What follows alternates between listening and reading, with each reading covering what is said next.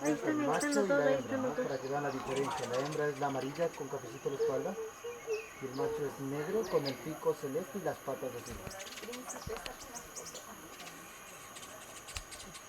Ahí está arriba. Pero no se hicieron casi. Préstame un Hay ratito los dos binoculares. hembras. Ahí está el platanito marrón. Hay dos hembras. Tres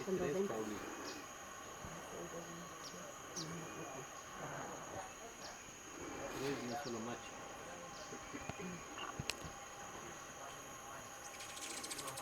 Ahí está el hembra y macho.